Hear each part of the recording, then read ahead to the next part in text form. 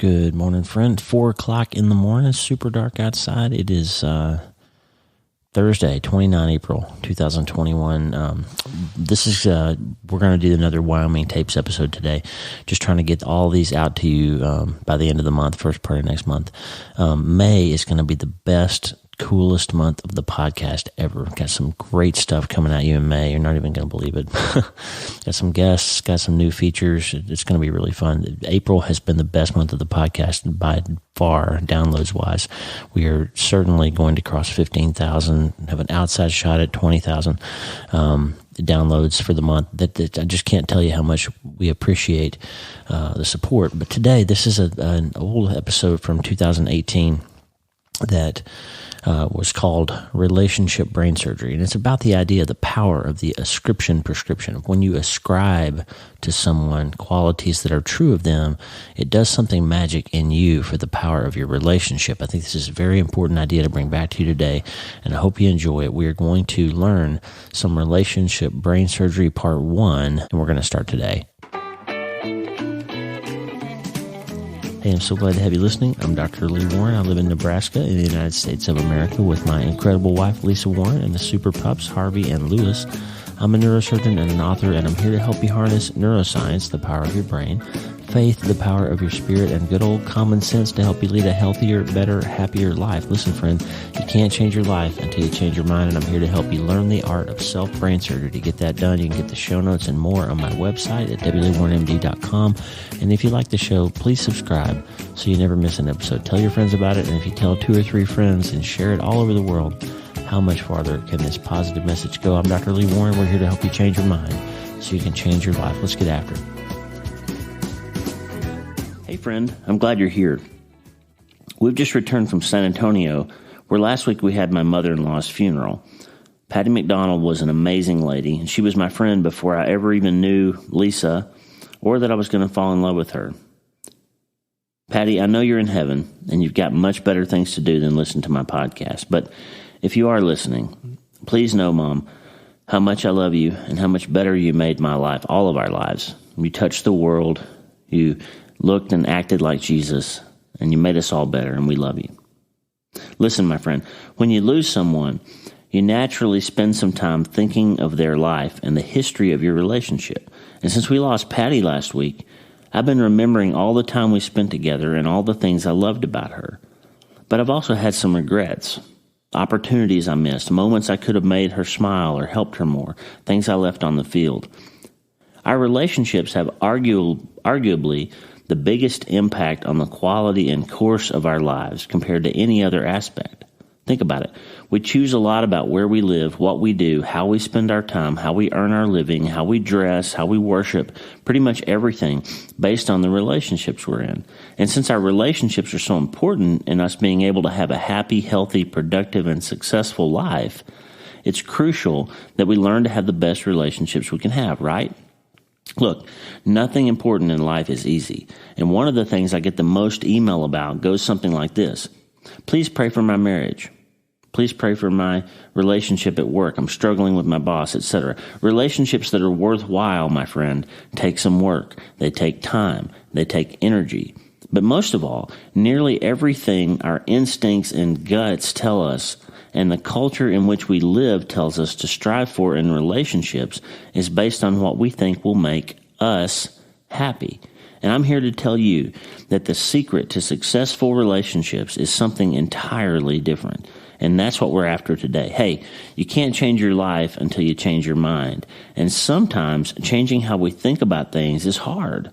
But you can do it because it's not brain surgery, except that it sort of is.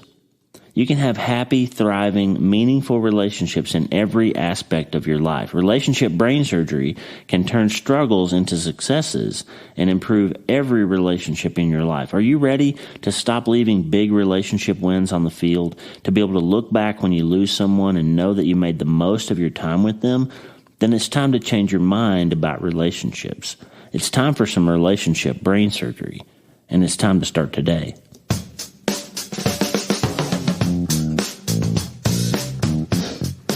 Welcome to You Start Today, the Dr. Lee Warren weekly podcast to help you change your mind to accomplish real changes in your life.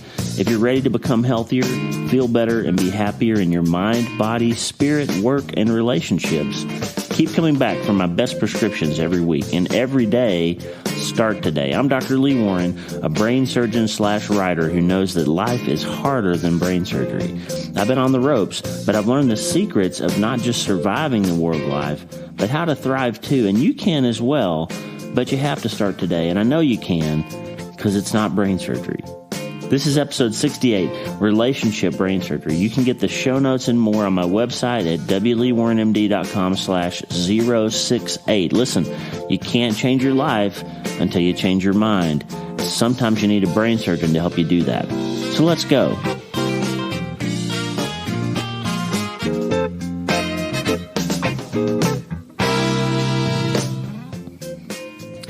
Well, this ought to be a pretty short podcast because there's really only one point to be made if we're talking about how to improve any relationship. Like most things in life, I could talk for hours. You could see a therapist for months. We could go to support groups for years and ask the questions about how to improve our relationships, our marriages, our friendships, our work relationships, our kid and parenting relationships. And we could spend countless dollars buying self-help books to try to figure this thing out. And at the end of all of that, if we still approach the relationship issue with the mindset of how do I get what I want out of my relationships, we will never be happy. That sounds pretty harsh because you might say, but Doc, aren't we supposed to want to be happy? Aren't you always saying that you want us to become healthier, feel better, and be happier? And I would say, absolutely. Then what gives? Well, here it is, and it's so simple that it seems cheesy. If you want better relationships, there's only one thing you really have to do. You ready for it? Treat people like you would want them to treat you, and you'll be happy. Wait a minute, you say. That sounds awfully familiar. And I'd have to throw up my hands and say, you got me. I didn't come up with that. Jesus did 2,000 years ago. He said, do unto others as you would have them do unto you. That's Matthew 7:12, and it's frequently called the golden rule because it's such good advice. And like I said, that's really all I've got. If you want better relationships, follow the golden rule. Start today. See you next week. Hey, I'm just kidding. We're not actually done.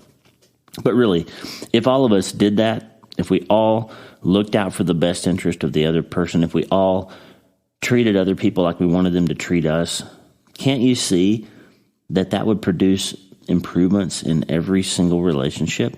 Think about this. Would we have land wars or identity theft or infidelity or emotional abuse or sexual assault if everyone just followed the golden rule? No. In a perfect world, we'd all just follow the golden rule and we'd have perfect relationships. But I got bad news for you. We live in a fallen world, a diseased world. And like the diseases that affect our bodies, there's one disease that can destroy our relationships. I call it relationship cancer. cancer. Relationship cancer comes in 6 main types. The first one is comparison. The second one is anger or unforgiveness. There's negativity, there's criticism, there's a lack of empathy, and there's being unreliable.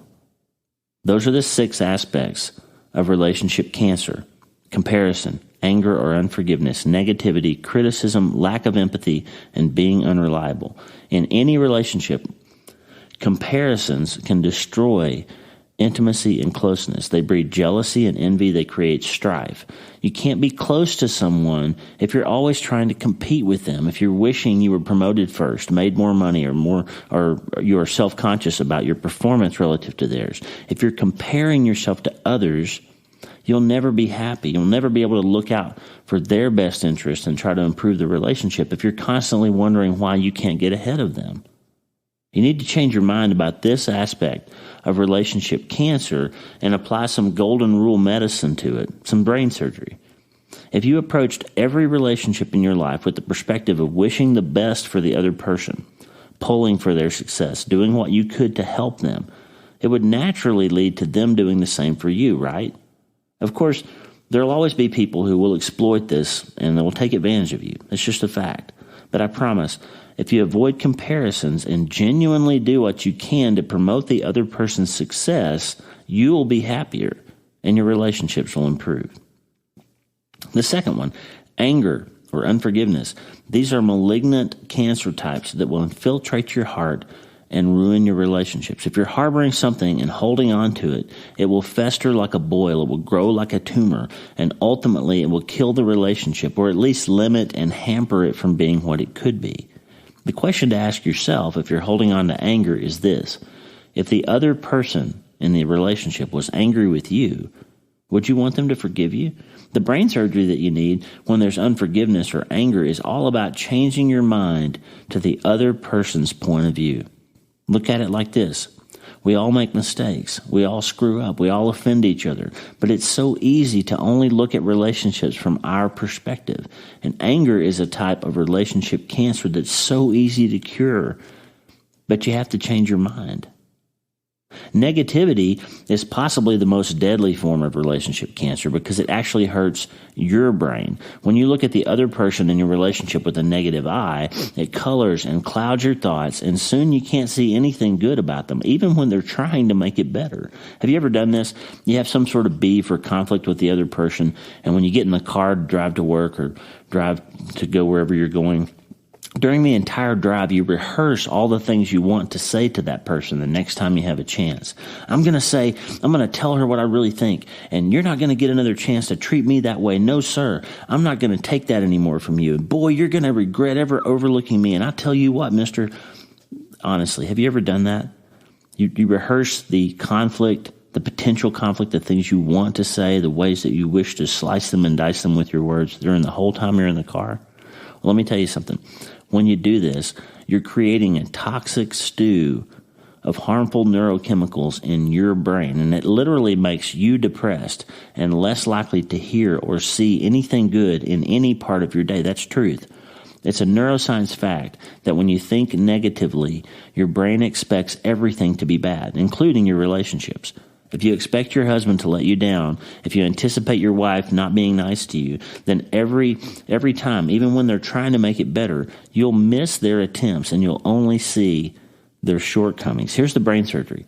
Change your viewpoint. Start talking to yourself more positively about the other person in the relationship that you're thinking about.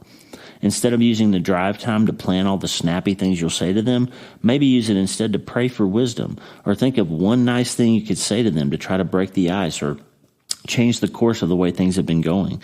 Maybe you could greet them with a smile, even if you have to force it, and say, hey, things have been tense between us lately. I just want you to know that I'd like for it to be better, and I hope you have a great day today.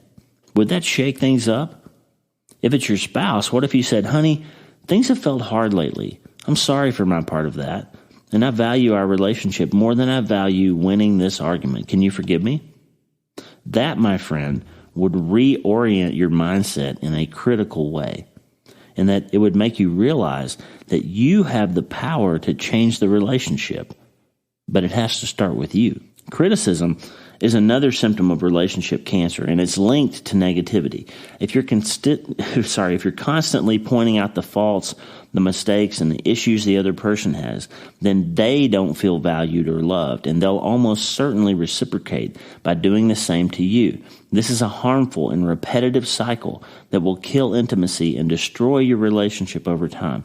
Listen, no one likes to be constantly told that they're wrong.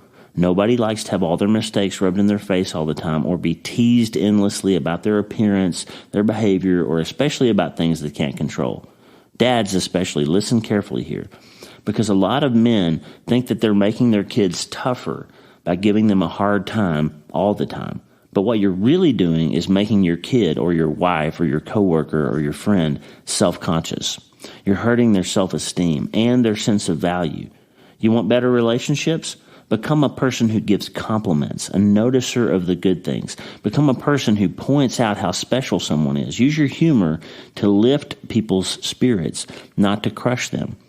You can't change your life until you change your mind, and giving positive energy to your relationships not only helps the other person, but it fills your brain with helpful chemicals that make you feel better too. I promise this works. Another thing that kills relationships is a lack of empathy. Think about it. When you're having a hard time with something, doesn't it feel better when someone else comes along and seems to get it?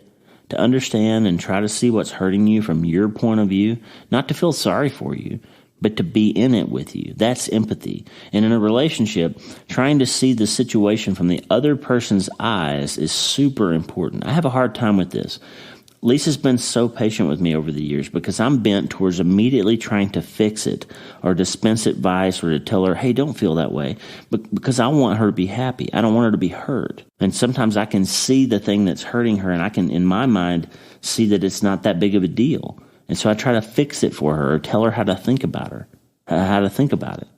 But usually what she really needs is for me to say something to validate her feelings, to get it. To say, gosh, honey, I'm so sorry. I understand why that hurts. But honestly, I'm usually too much of a moron to get that right. I stumble right into, hey, don't let that hurt you, or some other idiotic thing. And before I know it, I've missed a chance to show my wife empathy, to show her that I'm on her team. And instead, I've hurt her more. Because what smart people usually need is not someone telling them how to solve their problem. They just need a friend to understand. They need empathy, not sympathy, not feeling sorry for them or trying to fix it for them, just empathy. A lack of empathy is cancerous in your relationships. The last type of relationship cancer is just being unreliable. If you can't be counted on to show up, be kind, be loving, be helpful, or just be there at all, then how can you have a decent relationship with anyone? You can't. Being reliable shows someone that they are a priority to you. It shows that they're valuable, that they can trust you. If you want deep and meaningful relationships, then be a person who keeps your word, who does what you say that you'll do. Be reliable. I know that you want other people in your world to be reliable to you, right? Well, being unreliable destroys relationships. The brain surgery you need is, again, just see it from the other person's point of view. You have to remember that every relationship involves at least two people, us and the other party. And if we approached every problem with the notion that it might be possible that we could be part of the issue, wouldn't it be easier to sort out the troubles in these relationships? There's a Bible verse, actually, about the type of person who always thinks that the other person is wrong. It's Proverbs 30:12.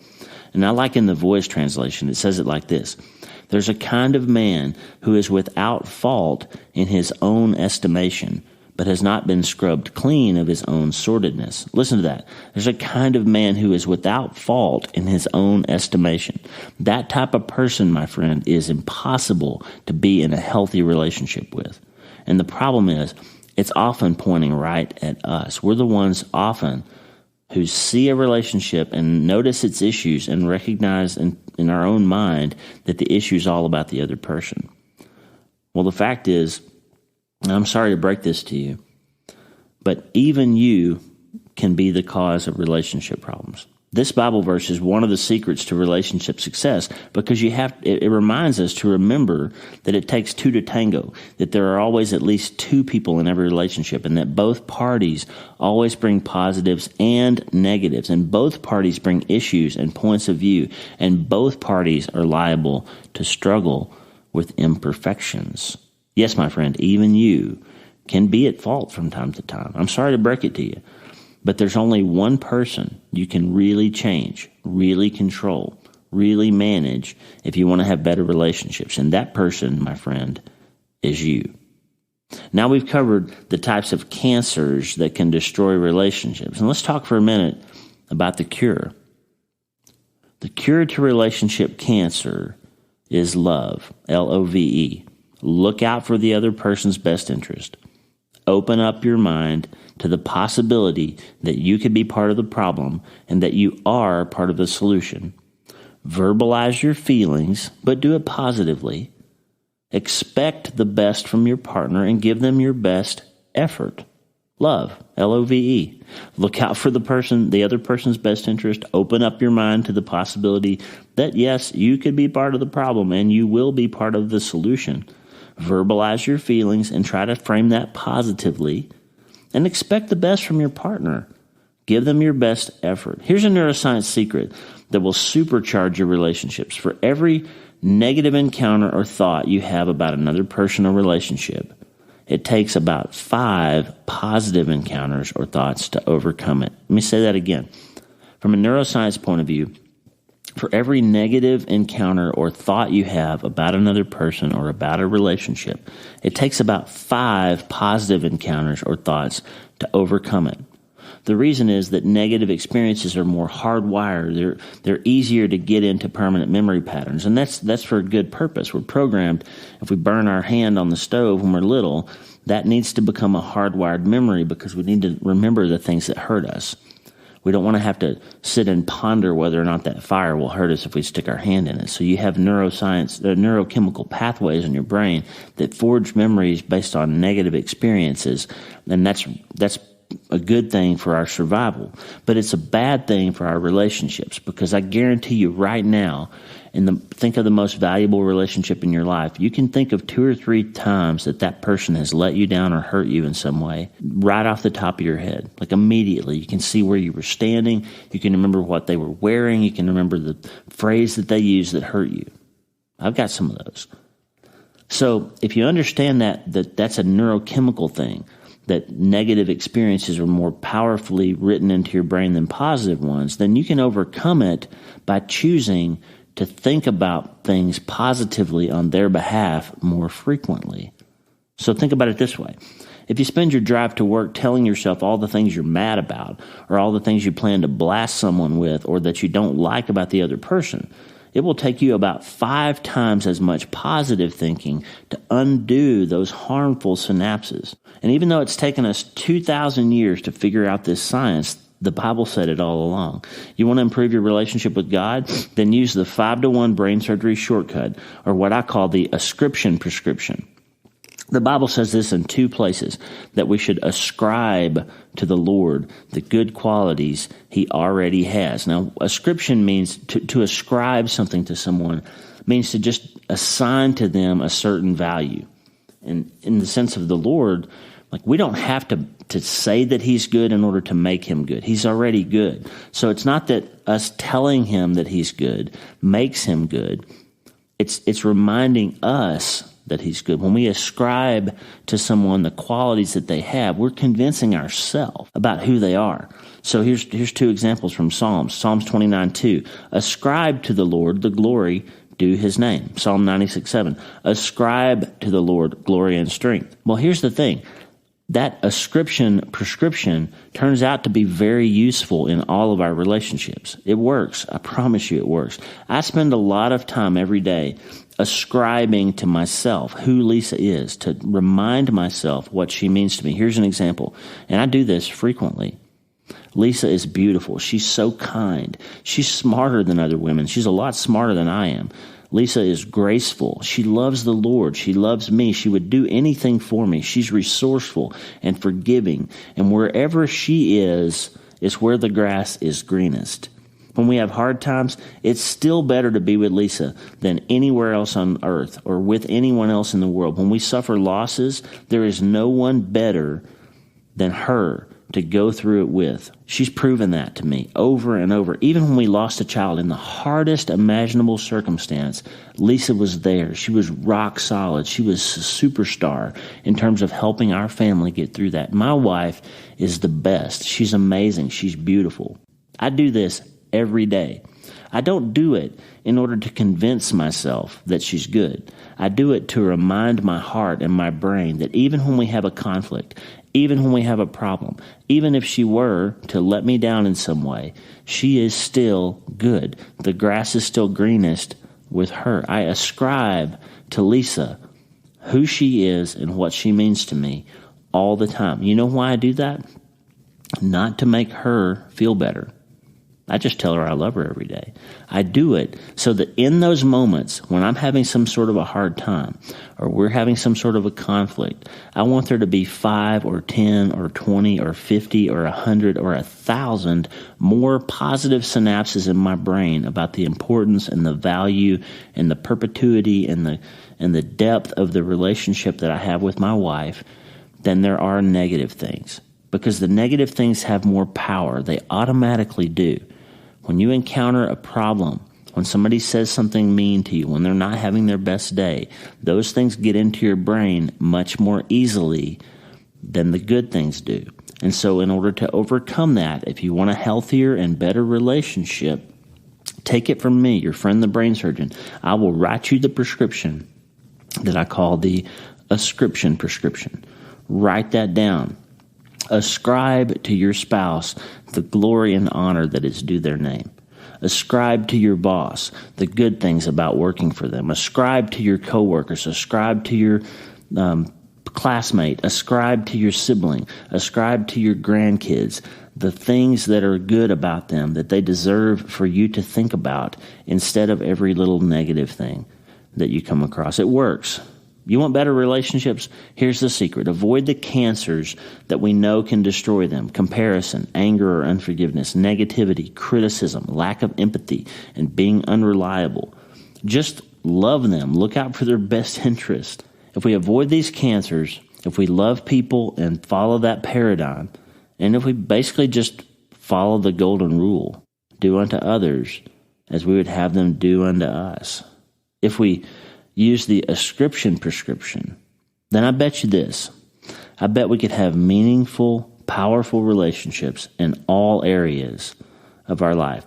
And my friend, you can have meaningful, powerful relationships in all areas of your life. But it's not easy, and it's going to take some work. It's going to take you changing your mind. It might even take some brain surgery, and I bet that would also require you to start today. Hey, thanks for listening. The Dr. Lee Warren podcast is listener-supported. Check out patreon.podbean.com/Dr. Lee Warren, patreon.podbean.com/Dr. Lee Warren. Patrons and partners get free books, transcripts, and at least once a month special patron-only episodes that nobody else gets to have. Partners like you allow us to stay ad-free and keep growing. Hey, please subscribe to the show so you never miss an episode. And if you need prayer, or if you're willing to join with us in praying for people all over the world, head to wleewarrenmd.com/prayer, wleewarrenmd.com/prayer. It's a beautiful prayer community coming around all over the world for people connecting and praying for and with each other. And that's really why we're coming out with the Infinitely Happier app. And to get the app, you're going to need to be on the newsletter. wleewarrenmd.com/newsletter is where you go for my weekly prescriptions for how to change your mind and change your life, but also to get all the info about the Infinitely Happier app and everything else that's going on. Please pray for us. May the 6th, we'll find out about the Christian Book Awards. Of course, I'm a finalist for Biography and Memoir of the Year and Christian Book of the Year, and we'll find out on May 6th. Please pray about that for us, and I appreciate it. Hey, the theme for the show is Water into Wine by Tommy Walker, graciously provided for free by Tommy and the good people who are changing the world at Tommy Walker Ministries. You can get the music for free and consider supporting Tommy's great work at TommyWalkerMinistries.org, TommyWalkerMinistries.org. And if you need prayer, go to the prayer wall, wleewarrenmd.com/prayer, wleewarrenmd.com/prayer. Remember, friend, you can't change your life until you change your mind, and you have to start today. I'm Dr. Lee Warren, and I will talk to you soon. God bless you. Have a great day.